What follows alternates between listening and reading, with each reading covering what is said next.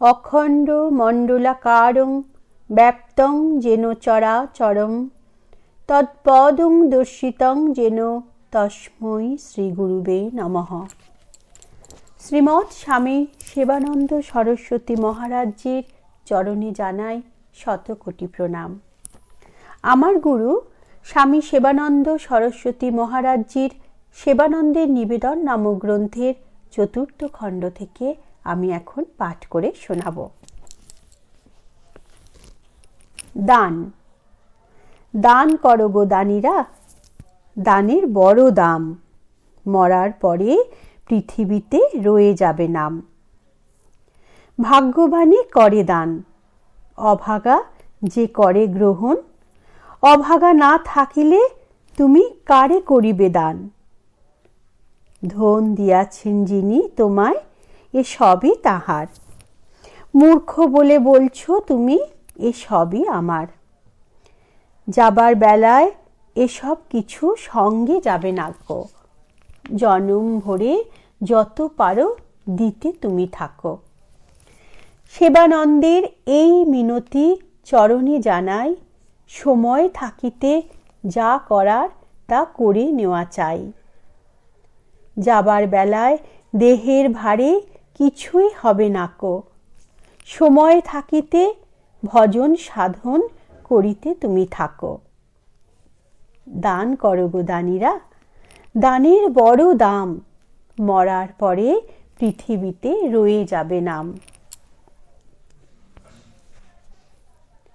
প্রার্থনা। মরণরে তুহু মম শ্যাম সমান, তোমারও লাগিয়া বসিয়া বিরলে কাঁদি আমি সারাক্ষণ। কবে হবে আমার শুভ দিন, কবে যাব আমি পারে, কান্ডারি তুমি নিয়ে তরণী পার করিবে ভবার নবে। মরণ আমার অতি প্রিয়জন, তাই বলি শ্যাম সমান, তিনি পারেন আমায় দিতে মুক্তি, নাই কেহ তারও সমান। মরণরে তুহু মম শ্যাম সমান। সব মানুষ তো মানুষ নয়, মানুষ হতে হয়। মনুষ্যত্বের বিকাশ ঘটলে তবে মানুষ কয়। পয়সা থাকলেই হয় না সেবা, ভক্তি থাকা চাই। ভক্তি বিনা সেবার কদর কোনো স্থানে নাই। ধূপের মতো জ্বলে পুড়ে কবে হব ছাই, অন্তরেতে জ্ঞানের প্রদীপ জ্বলুক না সদাই। জ্ঞান অপরকে দেওয়ার জন্য নয়, জ্ঞান অর্জন করার জন্য। আগে নিজে মানুষ হও, তবেই একটা ভালো মানুষ তৈয়ারি করিতে পারিবে। চিদানন্দ। সৎ চিদানন্দে বিভোর হয়ে থাকো সদা মন, দেহের মধ্যে প্রাণটি তোমার থাকে যতক্ষণ। কিসের এত চিন্তা বলো, কেউ তো কারো নয়। সব হারিয়ে বসে আছো, হারাবার কি ভয়। ঈশ্বরেতে থাকলে মতি সব পাওয়া যায় অনায়াসে। ওঙ্কারে জপ করতে থাকো, মন রাখো ভাই সাথে সাথে। সহ্য করো, সহ্য করো যত প্রকার বাধা বিপত্তি। সহ্য করো রোগ যন্ত্রণা, সহ্য করো সুখ ও দুঃখের ভার। সহ্য করো কাম ও ক্রোধের বেগ, সহ্য করো শীত ও উষ্ণনের তাড়না। সহ্য করো ক্ষুধার জ্বালা। সহ্যের চেয়ে বড় গুণ পৃথিবীতে আর নাই। যে সয় সেই রয়, যে নাশ হয় তার নাশ হয়। নাশ মানে ধ্বংস। যুগবতার। সত্য যুগে সত্য তুমি, সত্য নারায়ণ। দাপরেতে কৃষ্ণ হলে দেবকী নন্দন। ত্রেতা যুগে রাম রূপেতে অযোধ্যাতে এলে, ধর্ম অর্থ কাম মোক্ষ শিক্ষা দিয়ে গেলে। কলিযুগে গৌর রূপে প্রচারিলে নাম, হরে কৃষ্ণ নামে সবাই পাগল করিলে। কৃপা করে ঘরে ঘরে নাম বিলাইলে। প্রেম ভরে সবাই মিলে গায় কৃষ্ণ নাম। পুণ্য হবে ধন্য হবে পূরবে মনস্কাম। হরে কৃষ্ণ কৃষ্ণ কৃষ্ণ হরে হরে, হরে রাম রাম রাম হরে হরে। এই পৃথিবীতে প্রত্যেককেই যুদ্ধ করিয়া বাঁচিতে হয়। দানবরা চিরকালই দেবতাদের শত্রু। উভয়েই সাধন বলে বলীয়ান। প্রতি ক্ষেত্রে দেব দানবের যুদ্ধে দেবতারা পরাজিত হয়। একবার দেবতারা কঠোর সাধনা করিয়া ব্রহ্মতেজ প্রাপ্ত হন এবং যুদ্ধে দানবদের পরাজিত করিয়া স্বর্গরাজ্য দখল করেন। রাজা হলেন ইন্দ্র, কিন্তু অল্প দিনের মধ্যেই ভোগ বিলাসে মাতিয়া ওঠেন এবং অহংকারী হইয়া যান। শেষে এমন অবস্থা ঈশ্বরকেই অস্বীকার করেন। পরম ব্রহ্ম পরমেশ্বর ভাবিলেন, এদের তো একবার শিক্ষা দেওয়া উচিত। এই বলিয়া তিনি পথে পক্ষী রূপ ধারণ করিয়া বসিয়া রহিলেন। প্রথম পবনদেবকে দেখিয়া বলিলেন, তুমি কে? উত্তরে পবনদেব বেশ অহংকারের সহিত বলিলেন, আমাকে জানেন না? আমি পবনদেব। পৃথিবীতে আমার চাইতে বলবান আর কেহ নাই। তা বেশ তো, তুমি তোমার শক্তি আমাকে একটু দেখাও। এই বলিয়া এক টুকরা শুষ্ক তৃণখণ্ড ফেলিয়া দিয়া বলিলেন, এই তৃণখণ্ডটি তুমি উড়াইয়া দাও। এই কথা শুনিয়া পবনদেবের কি অট্টহাস্য। উপহাসের ছলে বলিলেন, এ তো এক নিমেষে উড়াইয়া দিতে পারি। তা বেশ তো, উড়াইয়া দেখাও। কিন্তু হায়, অহংকারী পবন শত চেষ্টা করিয়াও ওই তৃণখণ্ডটি উড়াইতে পারিলেন না।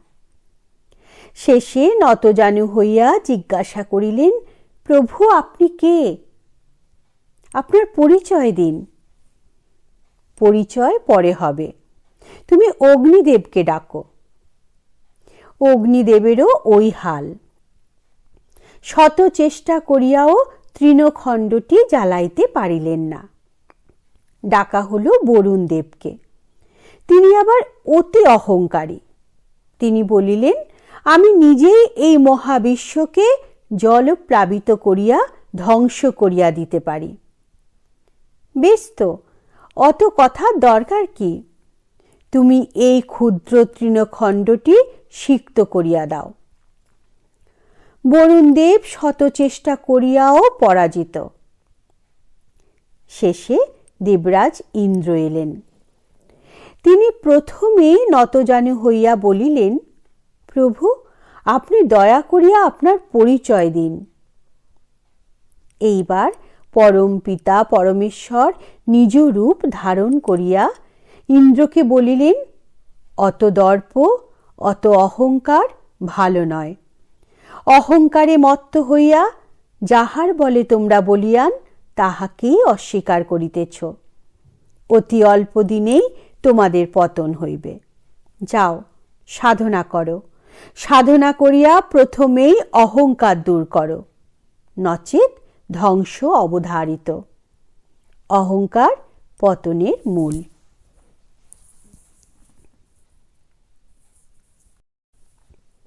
শাস্ত্রে মনকে জীবের বন্ধনের কারণ বলা হইয়াছে। কারণ ভোগ বিলাসের লালসায় ওই মন জীবকে বারবার জন্ম মৃত্যুর চক্রে আবদ্ধ করিয়া রাখিয়াছে। কোনোভাবেই কোনো কালেই পরিতৃপ্ত হইতে পারিতেছে না। শাস্ত্রে পরিষ্কার বলা আছে, বাসনার ক্ষয় না হইলে মুক্তি পাওয়া যায় না। তাহা হইলে জীবের মুক্তির উপায় কি? ওই বাসনা ক্ষয়। আবার বলা আছে, মন চির অতৃপ্ত। এমতো অবস্থায় আমাদের উচিত মনেরই শরণাপন্ন হওয়া। জন্ম থেকে জীবনে শুরু থেকে যদি আমরা মনকে ভালোবেসে আদর করে নিজের অনুগত করিতে পারি, তবে মনও আমার কথা মতো কাজ করিবে, ইহাতে কোনো সন্দেহ নাই। মন তো ছোট শিশুর মতো।